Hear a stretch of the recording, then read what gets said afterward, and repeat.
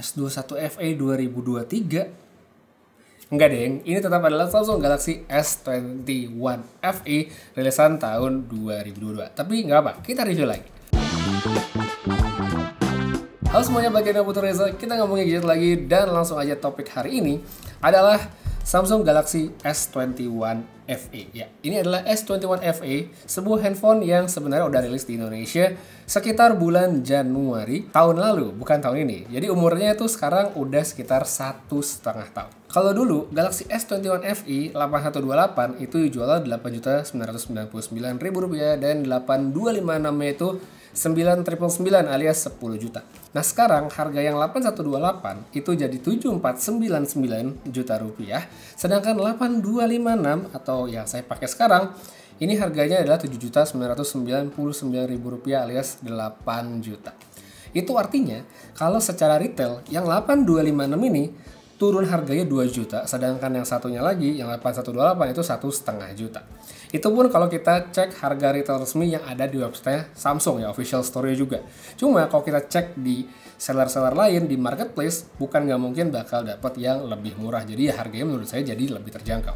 Selain soal harga yang baru, Samsung Indonesia juga seperti yang tadi udah saya sebutin, mereka mengumumkan warna baru, yaitu ini dia, navy blue yang saya pakai sekarang, dan ini hanya tersedia untuk varian 8256 aja. Jadi yang 8128 maaf sekali nggak dapat. So, langsung aja kita ngebahas ke pertanyaan utama soal handphone ini, tidak lain dan tidak bukan masih worth it dibeli apa enggak, atau kita lihat yang lain aja. So, untuk poin pertama yang mau saya bahas di handphone ini adalah software update dulu ya, karena ini menjadi poin yang kayaknya paling banyak ditanyain pas saya posting soal produk ini di Instagram. Jadi Galaxy S21 FE series ini kan awalnya dijanjikan Samsung akan mendapat update OS 4 kali dengan security patch 5 tahun. Nah pertanyaannya, apakah dengan yang baru dirilis 2023, si Navy Blue khususnya, akan dapat update lebih panjang dibandingkan yang rilis tahun lalu? Jawabannya, enggak. Sayang sekali tidak ya. Jadi walaupun ini warna baru tahun 2023, jadwal software update dan security patch-nya akan tetap sama dengan yang keluaran 2022. Emang out of the box ya, pas kita baru beli keluar kotak itu kondisi baru, si S21 FE yang warna baru ini pun sudah pakai One UI 5.1 dengan Android 13, tapi tetap itu udah pakai jatah update-nya 1 kali. So, baik itu Galaxy S21 FE versi 8128 maupun 8256 yang baru sekalipun, update Android-nya akan berhenti di Android 16, sedangkan security patch-nya mengikuti 1 tahun kemudian. Semoga menjawab dan semoga tidak bingung. Hal lain juga yang banyak ditanyain soal handphone ini adalah specs-nya. Baru apa enggak? Jawabannya sama seperti software tadi, yaitu tidak. Ya, specs-nya masih sama persis. Layarnya ya masih mantap sih ya, karena dia menggunakan Dynamic AMOLED 2X yang sampai saat ini masih eksklusif di flagship Samsung. Beda sama Super AMOLED ya, udah mulai banyak dilongsorin ke kelas mid-range. By the way, soal Dynamic AMOLED 2X-nya sendiri, ini kalau dibaca-baca dari kabar bocoran soal Unpacked ya, katanya bakal dipakein Samsung di lini tablet baru mereka, yaitu Galaxy Tab S9 series yang akan launching di akhir bulan Juli nanti. Masih bocoran ya, tapi kalau ngelihat track record beberapa tahun terakhir, bocoran itu kan jarang banget meleset jauh. Jadi dengan panel yang masih akan terus dipakai Samsung, bahkan untuk produk terbaru, sebenarnya ini udah cukup menggambarkan kualitasnya sendiri bahwa ini adalah panel terbaik mereka saat ini. Dalam pemakaiannya, si S21 FE ini layarnya udah punya warna, kecerahan, saturasi, refresh rate 120Hz, dan pokoknya yang bagus-bagus kita cari dari layar sebuah handphone udah ada di sini. Memuaskan dan menurut saya sih nggak ada yang pantas dikeluhin sama sekali. Nah sebenarnya yang lebih rentan keluhan itu adalah di bagian specs-nya ya, khusus soal chipset. Jadi Galaxy S21 FE ini dia menggunakan Exynos 2100 dengan RAM dan kapasitas internal sebagai berikut. Baterainya nggak gede, cuma 4500 mAh aja. Secara performa sebenarnya ya ini akan masih oke banget untuk kebanyakan orang, apalagi kalau yang tidak pakai HP-nya buat main game. Wajar sih sebenarnya, namanya juga chipset yang pernah dipakai Samsung di seri flagship mereka. Meskipun udah 2 tahun ya Galaxy S21 Ultra, ya tapi ini masih oke banget. Untuk main game juga sebenarnya masih bisa, tapi tentu dari segi performa nggak bisa rata kanan. Ya kalau game sehari-hari yang saya mainin kayak Ragnarok Origin itu bisa dimainin dengan cukup baik, meskipun kalau pas masuk kota yang lagi agak ramean, mungkin ada event atau mungkin pas rusuh MVP-an, itu bisa kelihatan dia bakal agak patah-patah, khususnya kalau kita udah main di atas 30 sampai 40 menit. Honkai Star Rail setting preset high 60 fps juga nasibnya mirip-mirip lah. 30 menit ke atas, apalagi kalau udah banyak battle, performa itu bakal kelihatan turun. Jadi kalau buat main game masih bisa, tapi nggak akan bisa dengan full power ya, nggak bisa. Nah kita balik sedikit ke soal Exynos 2100-nya. Ini sebenarnya kan adalah chipset yang bisa dibilang punya reputasi yang tidak terlalu bagus, apalagi untuk urusan suhu. Saya pun ngerasain sendiri ya di HP Samsung lainnya, kayak contoh Galaxy S21 Ultra. Sempat saya review lagi di bulan November tahun 2022, jadi kalau ya pengen nonton lagi bisa dicek. Dari situ memang ya soal suhu tinggi. Nah gimana dengan S21 FE? Kalau dibilang panas banget di tangan sih sebenarnya enggak ya, karena mungkin pengaruh dari materialnya yang polikarbonat. Jadi ya ini panas, tapi mungkin di tangan ya panas, tapi nggak sampai sepanas kalau di handphone yang bahannya metal atau kaca.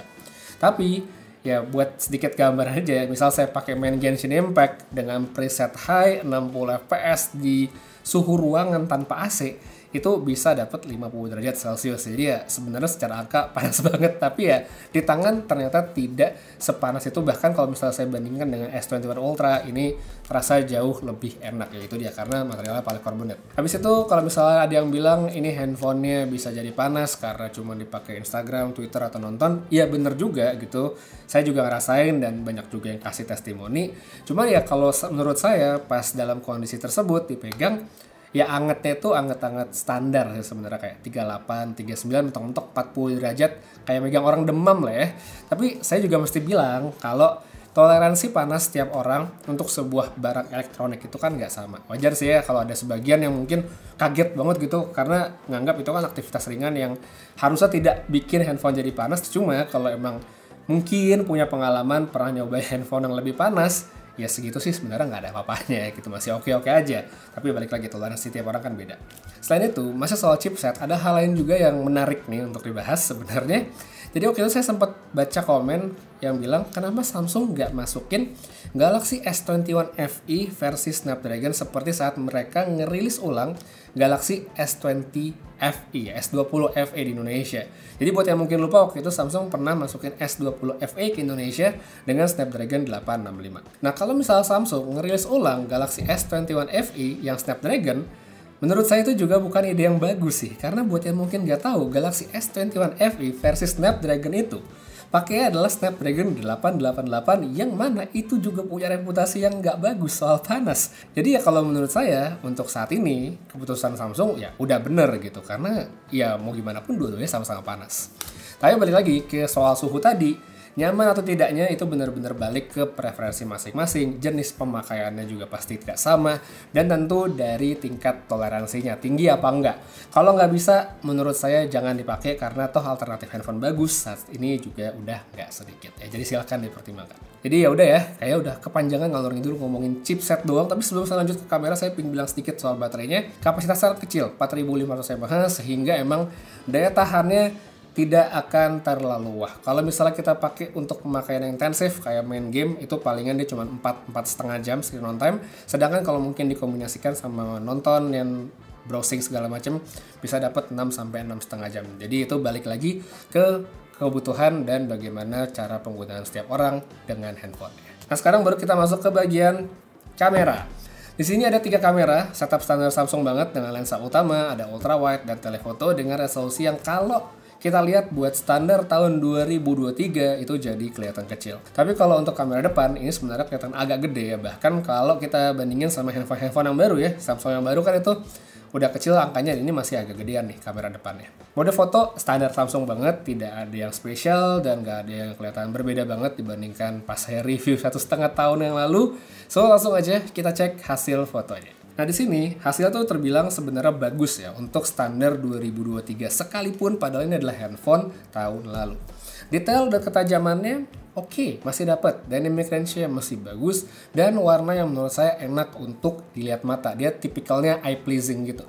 Emang saturasinya Nggak jarang agak kelihatan ketinggian, terlalu agresif menurut saya naikinnya. Apalagi kalau ketemu warna-warna kayak merah, tapi ya sebenarnya masih oke lah, bisa diterima. Skin tone juga menurut saya masih oke. Palingan kalau low light dia bisa geser, tapi ya secara garis besar ini tetap kamera yang bisa banget diandelin. Lens ultrawide boleh lah ya untuk ambil foto yang lebih lebar, sedangkan telefoto ini jadi tambahan yang menarik dengan kualitas yang sebenarnya sudah cukup baik, apalagi kan zaman sekarang telefoto di handphone non flagship itu udah mulai jarang. Lanjut kita masuk ke kualitas low light dari Galaxy S21 FE. Ini juga menurut saya ya bisa dipertanggungjawabkan lah ya, karena detailnya masih dapet meskipun pasti ada penurunan ya dibanding siang, tapi masih oke kok. Night mode tendensinya lebih terang, tapi saya yakin juga nggak sedikit orang yang suka dengan hasilnya. Lensa ultrawide mendingan nggak usah dipakai kalau nggak kepepet banget. Begitu pula dengan telefotonya. Pokoknya untuk kondisi low light mendingan pakai lensa utama aja.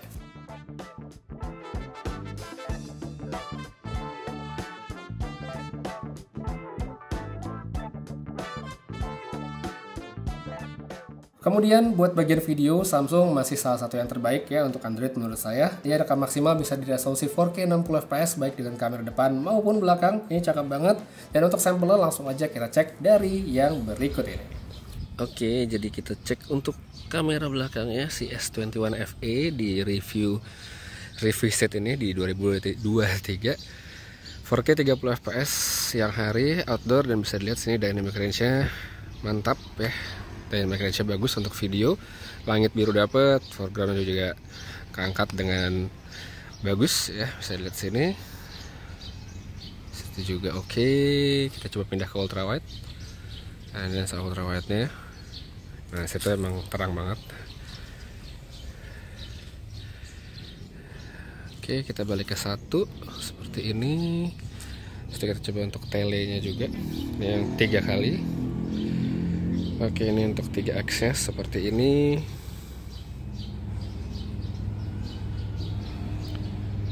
Kita kembalikan ke satu lagi untuk tes sambil jalan. Ini untuk tes sambil jalannya ya, kamera belakang. Oke atau enggak ya silahkan dinilai. Kalau menurut saya sih udah oke ya. Kayak ya shaky dikit ada, tapi maksudnya enggak yang parah gimana gitu. Oke banget. Dan pastinya tidak lengkap kalau kita tidak ngetes kamera depannya. Ini dia kamera depannya si S21 FE sambil jalan.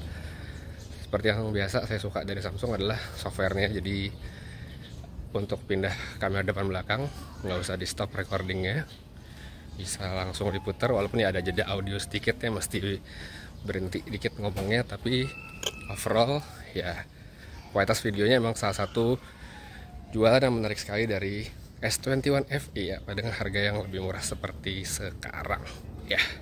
Habis itu kita pindah ke skenario lainnya yang kita cek juga gimana kualitasnya.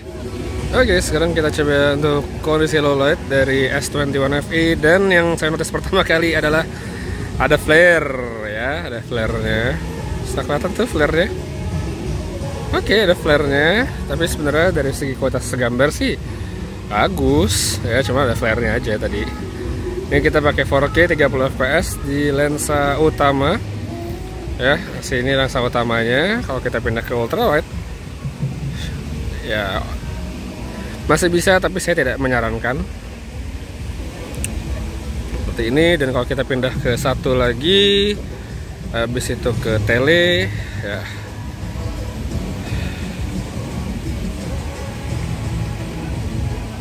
oke. Nah, sekarang kalau buat sambil jalan ini bisa kelihatan sih jitter ya, atau mungkin kayak efek hentakan kakinya itu kelihatan. Ya, stabil sih stabil, tapi ya itu agak sedikit kelihatan. Dan kalau buat kamera depannya kayak gini, dan kalau yang saya lihat di layar handphone sih cakep. Ya, cuman kalau udah pindah ke handphone lain, dilihat di layar handphone lain atau jadi TV di tempat lain ya, mungkin ada perbedaan kualitas. Silahkan dinilai sendiri. Audio juga bisa didengar oke atau enggak. Oke, ini nggak bagus. Tapi kalau begini oke ya, bagus-bagus aja. Sip. So, masih worth it dibeli apa enggak nih si Samsung Galaxy S21 FE? Karena menurut saya sebenarnya sangat relatif ya. Kalau mau beli handphone yang enak dipakai harian tanpa aktivitas intensif seperti gaming grafis tinggi yang berkepanjangan, ya menurut saya sih sebenarnya masih recommended aja, karena toh software update-nya sekalipun tidak diperpanjang tapi tetap masih panjang ya. Performanya cukup mulus, layarnya bagus, kamera juga tidak mengecewakan. Build quality perangkatnya juga baik dan sudah ada IP rating untuk tahan air sama debu. Jadi ya udah komplit sebenarnya. Cuma kalau untuk aktivitas yang intensif mungkin perlu dipertimbangkan beberapa hal. Pertama seperti suhu dari perangkatnya, dan yang kedua baterai ya. Suhu sebenarnya saya bilang tadi tergantung tingkat toleransi masing-masing orang. Kalau HP-nya jadi anget sedikit, kamu udah khawatir, mendingan jangan dipakai karena akan jadi pikiran terus tiap hari, jadi nggak nyaman malahan. Terus buat baterai ya sekalipun sebenarnya nggak jelek-jelek amat, tapi tetap ya kita bisa mendapatkan handphone lain dengan baterai yang kapasitasnya lebih besar dan daya tahan yang lebih lama. Jadi ya kekurangan dan kelebihan tadi tinggal ditimbang-timbang aja kira-kira cocok atau enggak, worth it atau enggak, silakan dinilai sendiri. Tapi kalau menurut saya masih oke ya untuk sebagian orang. So, itu dia kayaknya sedikit review saya tentang si Samsung Galaxy S21 FE di tahun 2023 dan mungkin bisa dipakai sampai 2024-2025. Terima kasih banyak nonton sampai habis, dan buat yang pengen tahu lebih detail mau langsung beli, langsung aja cek link yang ada di deskripsi, kalian bisa di-share sama di-like juga videonya. Putri saya pamit, sampai ketemu lagi di video berikutnya, dan seperti biasa, have a nice day.